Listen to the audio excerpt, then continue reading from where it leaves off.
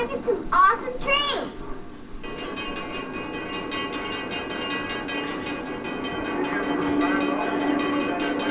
Kids love trains, and for good reason. They're big, powerful, and loud.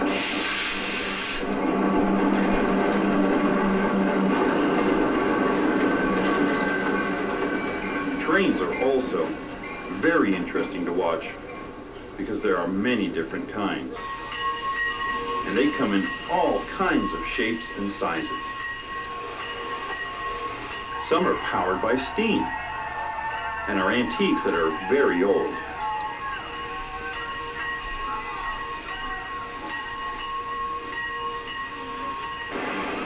Others are sleek and modern. We're going to look at several different kinds of trains in this video.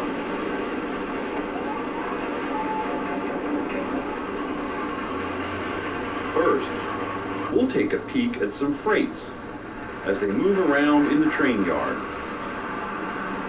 Then we'll see a real trolley in operation and take a ride on a waterfront tour.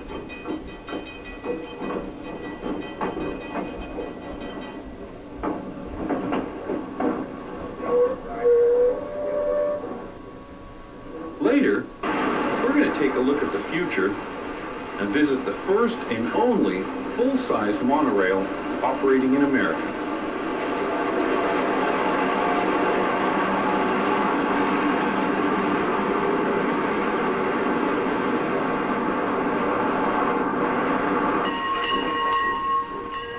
And then, as a special treat, we'll ride on a real old-fashioned steam engine as it chugs its way through the woods.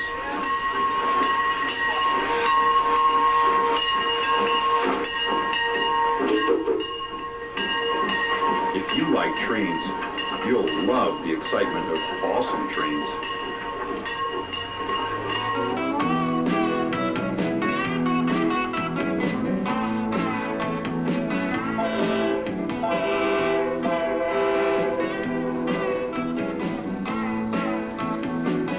Freight trains are used to carry all kinds of heavy loads, and they are the workhorses of America's rails.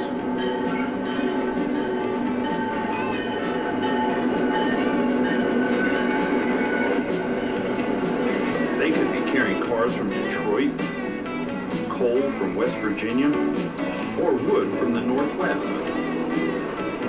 In fact, there is very little that can't be carried on a freight train. Today, trains aren't used as much as they once were. Trucks have taken over a lot of the train's business. But around the turn of the century, the train was by far the most common way of transporting anything heavy and bulky. But even today, the freight train is a common sight as it makes its way through the countryside, hauling many of the products we use in our homes. And the powerful diesel locomotives that pull them are an impressive sight. Let's look at some freight trains in action.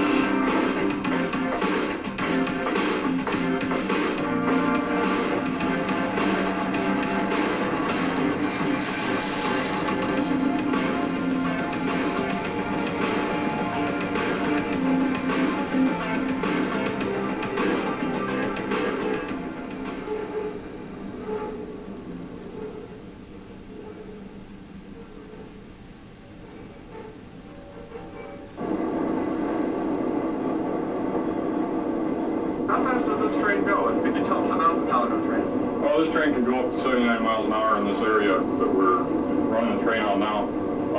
It has capability of going faster than that, but the track doesn't handle that equipment out here, so, you know, we can only go what the track will require us to go. Can you tell us a little bit more about the Talgo train itself? Well, it's a low-profile train. It's built to where it will bank into a curve, so you can take curves faster than what a normal train can. It has, it's all one unit. There's 12 cars, but it's all connected where you can't take it apart, and there's a total of 13 axles with it. It's a real nice train to handle. I really enjoy running it. How long have you been an engineer? 20 years. And what are some of the things that your job entails? Oh, I just have to control the speed of the train, slow down for block signals, make sure don't have any accidents. Just make it as comfortable a ride for the passengers as we can. Can you tell us a little bit about this engine that we're in right now? This is an SD40. This is a typical engine that Amtrak has. They have newer engines than this, but for the most part, this is their main source of power. It's not made for the Talgo. Their power for the Talgo train didn't work on our track, so they've got this unit and use it to pull the Talgo with. How fast can this engine pull? Oh, this engine can go up to 110 miles an hour. So what's the horsepower and all that? It's a 3,000 horsepower engine. It's about 200 tons per weight. And does it take a long time to stop this train once it gets going? Oh boy.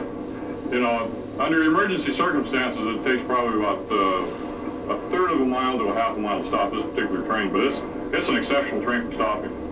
You know, other passenger trains would take probably anywhere from a half mile to 3/4 of a mile. Freight trains take up to a mile to stop.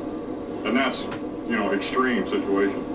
Controls, this is the forward and reverse, and this is your gas pedal, which they call the throttle. And this here is what they call the dynamic brake that takes the traction motors, which are electric, and converts them to generators to create a retarding force to slow the train down.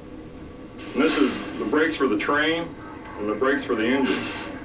And of course the whistle and bell. And this is the alerter for if something happens to me up here and I happen to die or whatever while I'm on the road. This will stop the train after a period of about 30, 40 seconds. How does that system work? Well, if you don't do anything to the controls for a certain period of time, this will start flashing. And if you don't stop the flashing, it goes into a penalty application.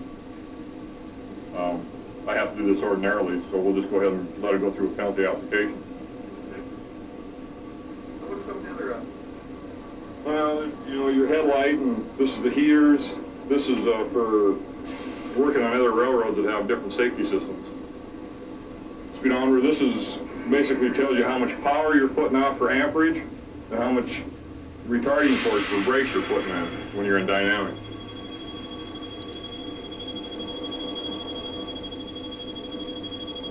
This is, you know, the alerter is going off now, and if I'm running the train and I don't reset that, it'll go into a penalty application and stop the train by itself.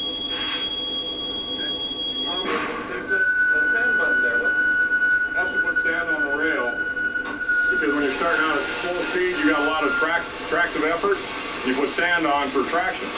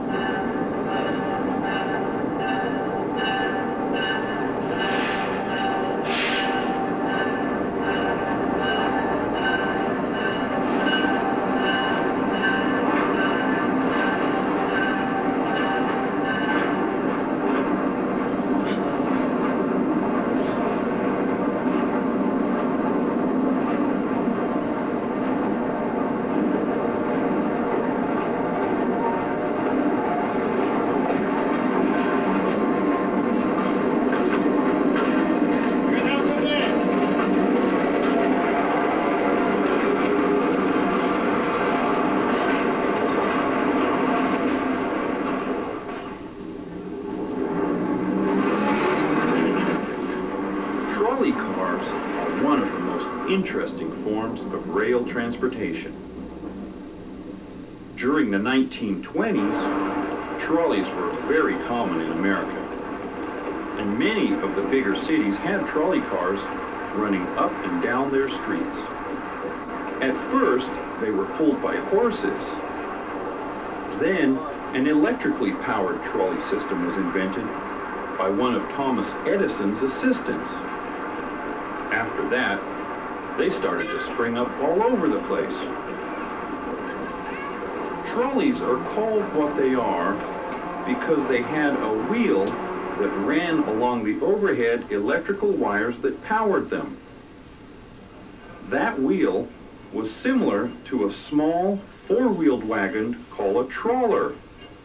So they called it a trolley, and the name stuck. Today, you can still find trolleys in operation in some cities. San Francisco's are the most famous. The trolley you see here was built in 1927 in Australia. It runs along the waterfront in Seattle. Well, we've been running these Melbourne trams here about 12 years now. Started in 1982. Stop and think. And started out just as a tourist attraction with two cars up and down the waterfront. And over the last 10 years or so, we've begun to do the unthinkable, and that's handling commuters. See a wide number of them on a daily basis now. These trams are all measured in kilometers, seeing how they're out of Australia. So these will top out about 50 kilometers, which is what, about 35 miles an hour. Although the waterfront, we're limited to about 12 miles an hour in this particular area, and we get up to a light braking speed of about 18 miles an hour north of the market here. What do you think is what's the best part about working on the trolley? Oh, by far the people that you meet. We get people from all around the world. Vast majority, of course, are tourists, and are out to have a good time, so they're great to meet. Without the folks, it could be a very, very dull job just back and forth out here. How many people does it take to run these trolleys? Well, it takes two of us. There's a motorman and a conductor. I'm the conductor. The motorman runs up front. Most of the operators down here, or the motormen, are senior bus drivers for Metro Transit. Have anywhere from about 25 to 38 years seniority with us. The conductors were not operators. There are 6 conductors within Metro out of 3,000 bus drivers. So we feel kind of a unique position down here. Depending on who you talk to, we're either the elite or the black sheep of the family. So yeah, it's kind of unique being down here, being a conductor now of the system. How long have you been driving one of the trolleys? 4 years now. Yeah, nice work. How did you qualify to become a trolley driver? Well, we take 4 days training, and it's a seniority pick. I work for the Metro bus system, you know, it's the whole county-wide system. You enjoy your work so far? Oh, I love it down here. Yeah, nice people, tourists, everybody's laid back, you know. What's the most interesting thing about driving the trolleys, do you think? Oh, I've always liked the old trolleys. You know, I've been a trolley buff all my life. My grandfather drove them years ago in Ireland, double-deckers, and I used to look over his shoulder. Never thought I'd be driving one 40-something years later, you know. Yeah, it's kind of nice.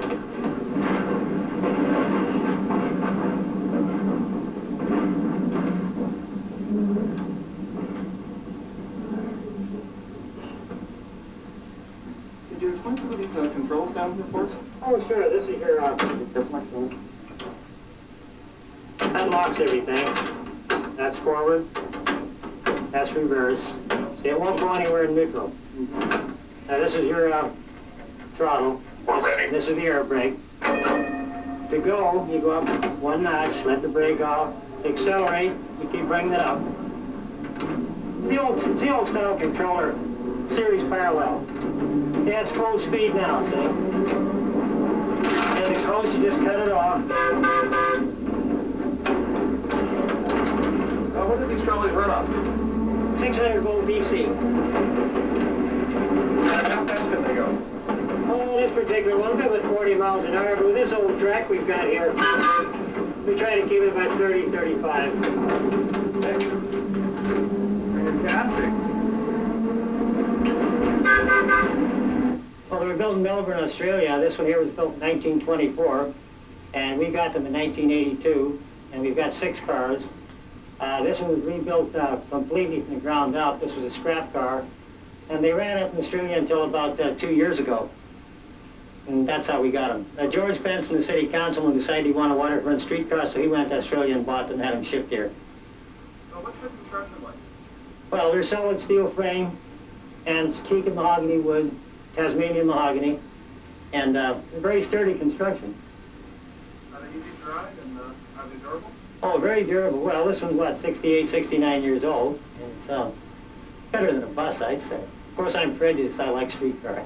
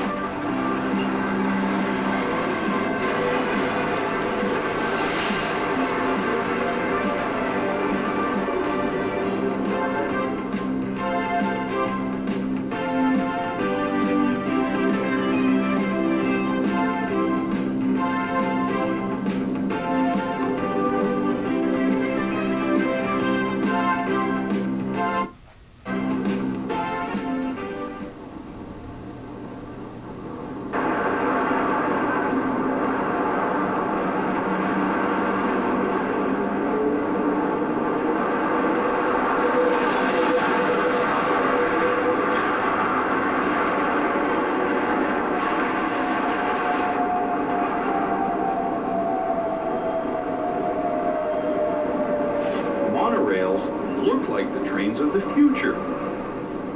They're called monorails because they run on a one-rail track. You can't see the monorail's wheels because they're hidden underneath the train. This one runs on a 700-volt electrical system and can travel at 45 miles per hour. It runs in Seattle and is America's first and only full-sized commercial monorail.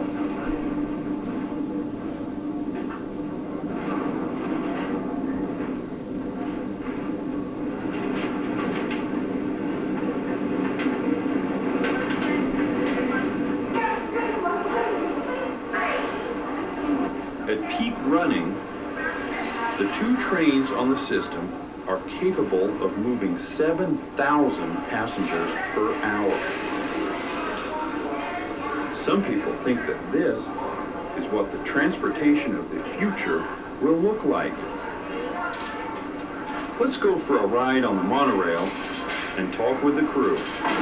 Basically, it's fairly simple. Gear shift. In the left side of the speed control. This is a dead man switch. It's a 3-position speed control. Bring it back to us as we gain speed. The third point of power, we reach approximately 45-50 miles an hour. Coast from there. Switch to our brake with the right hand. At a certain point on the rail, close to the end of the line, we'll enter the dynamic portion of the brake. As that lets go, it drops itself out at 6 miles an hour. We continue on into air brake, slowing to a nice controlled stop. Basically, that's it for the controls. We have some minor controls here. These are the door controls, all 5 in the center, control each side of the doors. The gate control for the Westlake Center. For outlet front, of course, well, speedometer, first and foremost. We got the air pressure, brakes. Main reservoir is just hovering around 120. The white needles show that the air is out. As we bring the air in, as we release the air, brings our pressure up to an operating approximately 90 pounds of air pressure during operation. Is this an electric? Does this run on electric motors or what powers the train? Electricity. We have basically 8 electric motors, 1 motor for each set of 2 drive wheels. There's 4 drag wheels on each of the 4 cars. The whole system pulls about 700 volts.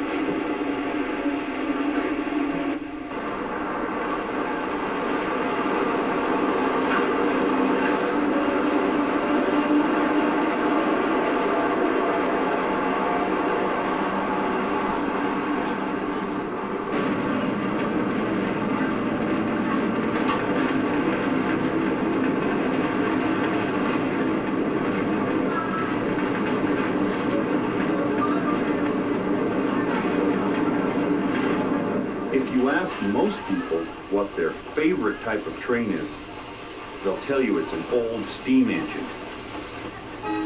Steam-powered trains first got their start in America in 1827.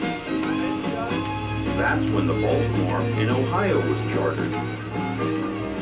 After that, the growth of railroads was very fast. By 1835, there were 200 railroad companies in America, and over 1,000 miles of track were laid across the East Coast. For over 100 years, the steam-powered train was the most common type on the tracks. But in the 1940s and 50s, the steam engine was replaced with the diesel locomotive. Today, steam-powered trains are mainly operated as tourist attractions.